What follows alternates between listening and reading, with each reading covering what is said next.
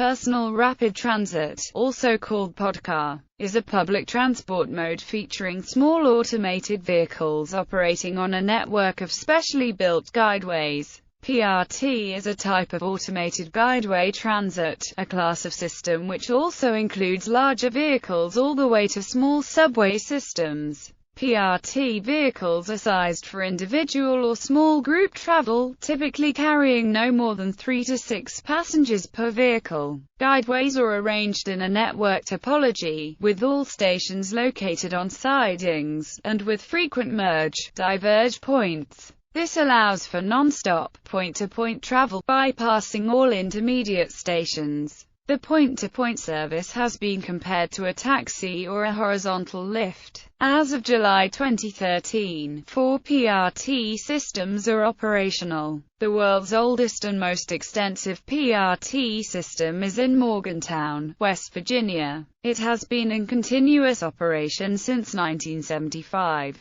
Colloquially known merely as the PRT, West Virginia University's system moves students and visitors alike to a number of popular destinations throughout the city. Since 2010, a 10-vehicle to-get-there system has operated at Mazda City, UAE, and since 2011, a 21-vehicle Ultra PRT system has run at London Heathrow Airport. A 40-vehicle Vector system with inline stations officially opened in Suncheon, South Korea, in April 2014 after a year of testing. Expansion of the Mazda system was cancelled just after the pilot scheme opened. Numerous other PRT systems have been proposed but not implemented, including many substantially larger than those now operating. Overview: most mass transit systems move people in groups over scheduled routes. This has inherent inefficiencies. For passengers, time is wasted by waiting for the next arrival, indirect routes to their destination, stopping for passengers with other destinations, and often confusing or inconsistent schedules. Slowing and accelerating large waits can undermine public transport's benefit to the environment while slowing other traffic. Personal rapid transit systems attempt to eliminate these wastes by moving small groups non-stop in automated vehicles on fixed tracks. Passengers can ideally board a pod immediately upon arriving at a station, and can, with a sufficiently extensive network of tracks, take relatively direct routes to their destination without stops. Perhaps most importantly, PRT systems offer many traits similar to automobiles. For example, they offer privacy and the ability to choose one's own schedule. PRT may in fact allow for quicker transportation than cars during rush hour, since automated vehicles avoid unnecessary slowing. A PRT system can also transport freight. The low weight of PRT's small vehicles allows smaller guideways and support structures than mass transit systems like light rail. The smaller structures translate into lower construction costs, smaller easements, and less visually obtrusive infrastructure. As it stands, a citywide deployment with many lines and closely spaced stations, as envisioned by proponents, has yet to be constructed. Past projects have failed because of financing, cost overruns, regulatory conflicts, political issues, misapplied technology, and flaws in design, engineering or review. However, the theory remains active. The study involved 12 research organizations, and concluded that PRT would provide future cities a highly accessible, user-responsive, environmentally friendly transport system which offers a sustainable and economic solution, could cover its operating costs, and provide a return which could pay for most, if not all, of its capital costs, would provide a level of service which is superior to that available from conventional public transport, would be well received by the public, both public transport and car users. The report also concluded that, despite these advantages, Public authorities will not commit to building PRT because of the risks associated with being the first public implementation. The PRT acronym was introduced formally in 1978 by J. Edward Anderson. The Advanced Transit Association, a group which advocates the use of technological solutions to transit problems, compiled a definition in 1988 that can be seen here. List of operational ATN systems. Currently, 5 advanced transit network systems are operational, and several more are in the planning stage. List of automated transit networks suppliers. The following list summarizes several well-known automated transit networks suppliers as of 2014. Revenue Service. Boeing, Ultra, To Get There, WGH Vectis, Full Test Track, Modutram, Intamin, Induct, Cabin in Taxi, Mock-ups or scale models, Taxi 2000, SkyCab, MoveMile, Ecomobility, Cybertran, Schweeb, TubeNet Transit Systems, Analyzed and Simulated, TriTrack, Skytran, PRT International, GTS Foundation, Beamways, Mr. Conceptus, SkyCabs, Minnesota PRT, JPods, BM Design, Interstate Traveler, Flyway, Rough, ECO PRT, Lofty Taxi, Skyride, APGM, Historical, CVS, Aramis, PRT 2000, Monocab, ROMAG, History. Origins. Modern PRT concepts began around 1953 when Don Fichter, a city transportation planner, began research on PRT and alternative transportation methods. In 1964, Fichter published a book which proposed an automated public transit system for areas of medium to low population density. One of the key points made in the book was Fichter's belief that people would not leave their cars in favor of public transit unless the system offered flexibility and end-to-end transit times that were much better than existing systems. Flexibility and performance he felt only a PRT system could provide. Several other urban and transit planners also wrote on the topic and some early experimentation followed, but PRT remained relatively unknown. Around the same time, Edward Holtham was studying monorail systems. Holtham noticed that the time to start and stop a conventional large monorail train, like those of the Wuppertal-Schwebebahn, meant that a single line could only support between 20 and 40 vehicles an hour. In order to get reasonable passenger movements on such a system, the trains had to be large enough to carry hundreds of passengers. This, in turn, demanded large guideways that could support the weight of these large vehicles, driving up capital costs to the point where he considered them unattractive. Holtham turned his attention to developing a system that could operate with shorter timings, thereby allowing the individual cars to be smaller while preserving the same overall route capacity. Smaller cars would mean less weight at any given point, which meant smaller and less expensive guideways. To eliminate the backup at stations, the system used offline stations that allowed the mainline traffic to bypass the stopped vehicles. He designed the monocab system using 6 passenger cars suspended on wheels from an overhead guideway. Like most suspended systems, it suffered from the problem of difficult switching arrangements. Since the car rode on a rail, switching from one path to another required the rail to be moved, a slow process that limited the possible headways. UMTA is formed by the late 1950s. The problems with urban sprawl were becoming evident in the United States. When cities improved roads and the transit times were lowered, suburbs developed at ever-increasing distances from the city cores, and people moved out of the downtown areas. Lacking pollution control systems, the rapid rise in car ownership and the longer trips to and from work were causing significant air quality problems. Additionally, movement to the suburbs led to a flight of capital from the downtown areas, one cause of the rapid urban decay seen in the U.S. Mass transit systems were one way to combat these problems.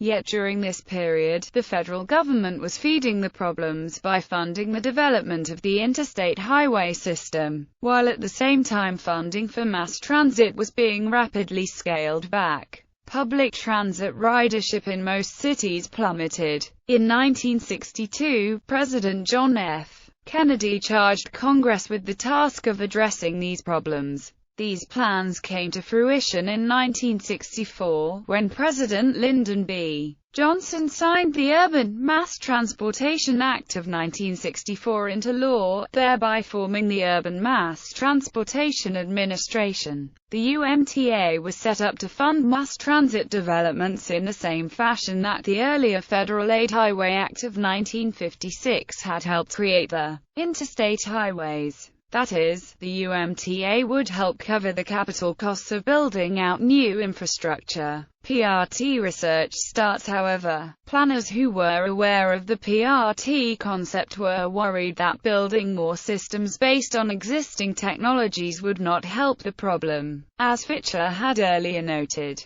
proponents suggested that systems would have to offer the flexibility of a car. The reason for the sad state of public transit is a very basic one. The transit systems just do not offer a service which will attract people away from their automobiles. Consequently, the patronage comes very largely from those who cannot drive, either because they are too young, too old, or because they are too poor to own and operate an automobile. Look at it from the standpoint of a commuter who lives in a suburb and is trying to get to work in the central business district. If he is going to go by transit, a typical scenario might be the following. He must first walk to the closest bus stop, let us say a 5 or 10 minute walk, and then he may have to wait up to another 10 minutes, possibly in inclement weather, for the bus to arrive. When it arrives, he may have to stand unless he is lucky enough to find a seat. The bus will be caught up in street congestion and move slowly, and it will make many stops completely unrelated to his trip objective. The bus may then let him off at a terminal to a suburban train. Again he must wait, and, after boarding the train, again experience a number of stops on the way to the CBD, and possibly again he may have to stand in the aisle. He will get off at the station most convenient to his destination and possibly have to transfer again onto a distribution system. It is no wonder that in those cities where ample inexpensive parking is available, most of those who can drive do drive. In 1966, the United States Department of Housing and Urban Development was asked to undertake a project to study new systems of urban transportation that will carry people and goods speedily, safely, without polluting the air, and in a manner that will contribute to sound city planning. The resulting report was published in 1968 and proposed the development of PRT, as well as other systems such as dial-a-bus and high-speed interurban links. In the late 1960s, the Aerospace Corporation, an independent non-profit corporation set up by the U.S. Congress, spent substantial time and money on PRT, and performed much of the early theoretical and systems analysis. However, this corporation is not allowed to sell to non-federal government customers.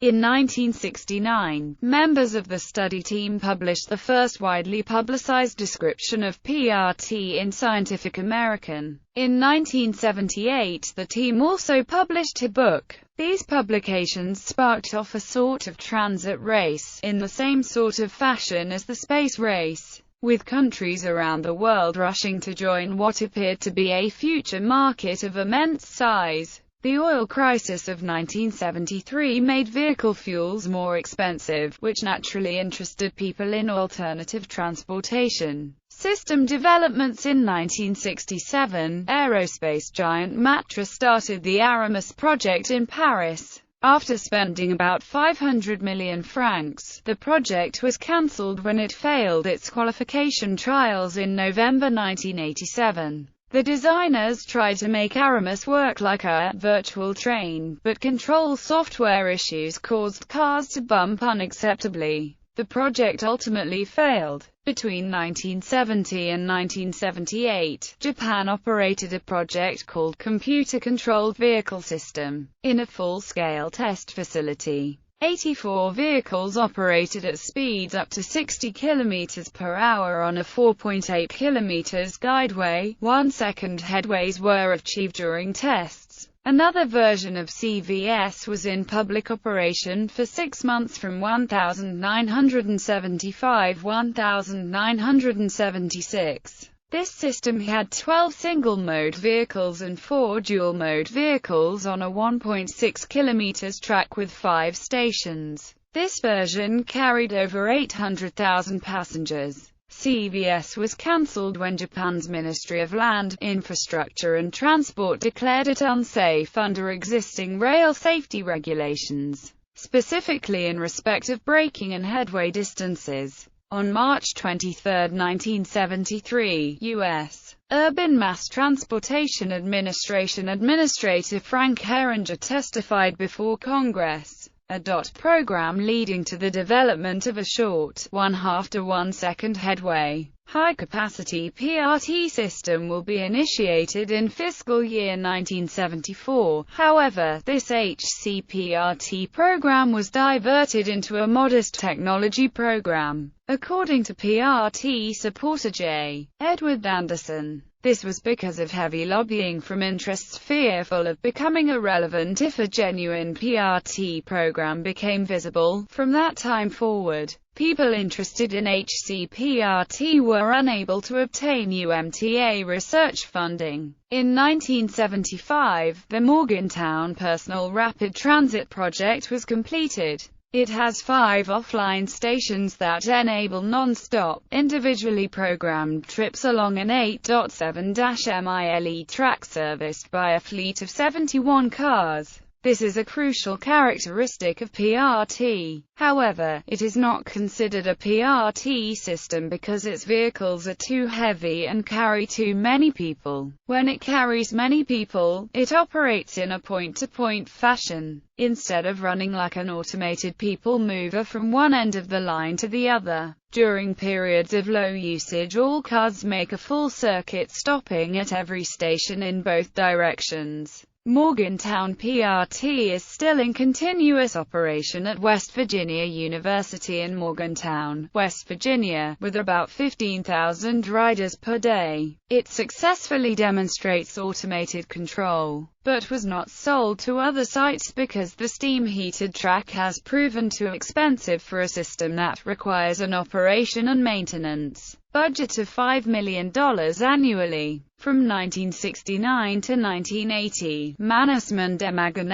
MBB cooperated to build the Cabin-in-Taxi urban transportation system in Germany. Together the firms formed the Cabin-Taxi joint venture. They created an extensive PRT technology that was considered fully developed by the German government and its safety authorities. The system was to have been installed in Hamburg, but budget cuts stopped the proposed project before the start of construction. With no other potential projects on the horizon, the joint venture disbanded, and the fully developed PRT technology was never installed. Cabin-Taxi Corporation, a U.S.-based company, obtained the technology in 1985, and remains active in the private sector market for transportation systems. Later developments in the 1990s, Raytheon invested heavily in a system called PRT 2000, based on technology developed by J. Edward Anderson at the University of Minnesota.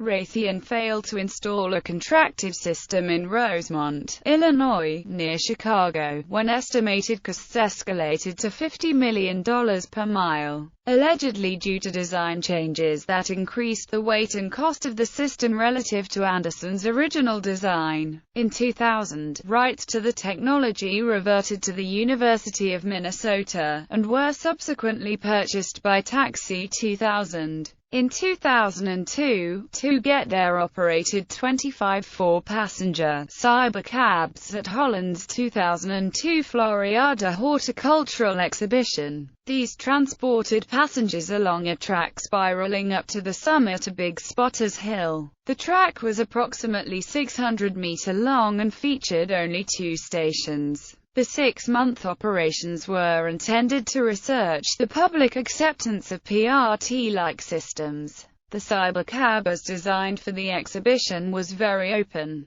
It was comparable to a neighborhood electric vehicle, except it steered itself using magnetic guidance points embedded in the pavement. Ford Research proposed a dual-mode system called Prism. It would use public guideways with privately purchased but certified dual-mode vehicles. The vehicles would weigh less than 600 kilograms. Most energy use occurs on highways, so small, elevated guideways would inductively power highway use and recharge batteries for off-guideway use. Central computers could do routing. In January 2003, the prototype Ultra system in Cardiff, Wales, was certified to carry passengers by the UK Railway Inspectorate on a 1-kilometre test track. Ultra was selected in October 2005 by BAA plc for London's Heathrow Airport. Since May 2011, a 3-station system has been open to the public, transporting passengers from a remote parking lot to Terminal 5.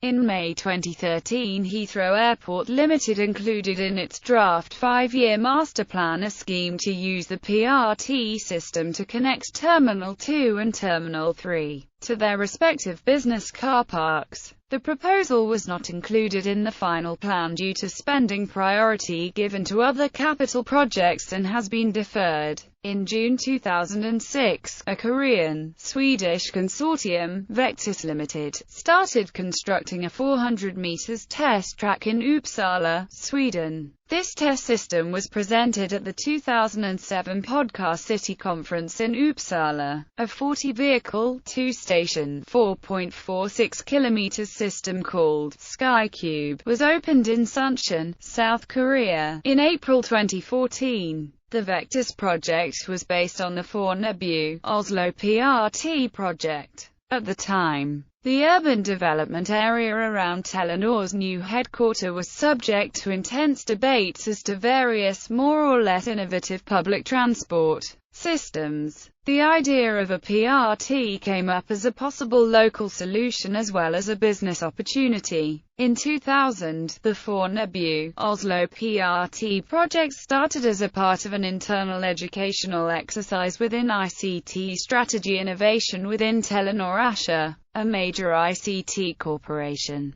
As the poster shows, the student project was later transformed into a fast-working concept, technology and business development project with various industry partners and a project group of around 10. The Korean steel company POSCO joined in, and developed the project further in Uppsala, Sweden, in part through new partners, but with all essential elements from the Fornebu, Oslo PRT project, as further industrial or governmental support found in the Oslo area vanished. The poster describes the consortium and main results from the Oslo PRT project period. Key persons in this concept development phase were, as to technology and operational features development, Ingmar Andreasson, Göteborg, Sweden, Jan Austin, Independent Traffic Planner, Oslo, Alan Forster, Force Limited, Great Britain, and Andrew Howard, HWG Limited, Great Britain.